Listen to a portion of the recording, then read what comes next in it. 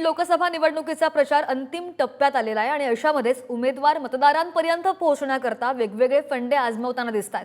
अशामध्येच लोकसभा निवडणुकीमधील अपक्ष उमेदवार गणेश करांडे यांनी घोड्यावरून प्रचार सुरू केलाय आणि प्रचारासाठी शेवटचे 3 दिवस राहिले असून उमेदवारांच्या भेटीगाठी सुद्धा त्यांच्या वाढलेल्या आहेत। बीड लोकसभा निवडणुकीमध्ये पंकजा मुंडे, बजरंग सोनवणे आणि अशोक हिंगे अशी त्रिशंकू परिस्थिती निर्माण झाली आहे। बातमी आपण पाहतोय बीडमधून।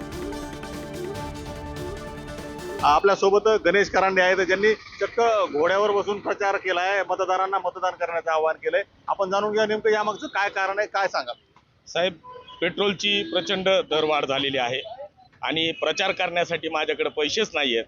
मग प्रचार करण्याचं दुसरं कोणतं माध्यम मला सापडलेलं नाही, त्यामुळे मी आज रोजी या सर्व प्रचार यंत्रणेमध्ये घोड्यावरनं प्रचार करत आहे।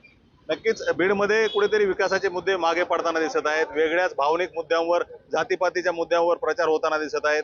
काय सांगाल? मागच्या 40 वर्षापासून बीडला रेल्वे येणार आहे म्हणून प्रत्येक लोकसभेच्या उमेदवारानं बीडच्या जनतेला वेड्यात काढण्याचं काम केलेलं आहे। यामध्ये प्रामुख्याने असे आहे की मागच्या 10 वर्षामध्ये विशीला रेल्वे आली, गावाला रेल्वे आली, कॉर्नरला रेल्वे आली तरी कुठे बीडची रेल्वे हा सगळ्यात मोठा प्रश्न आहे।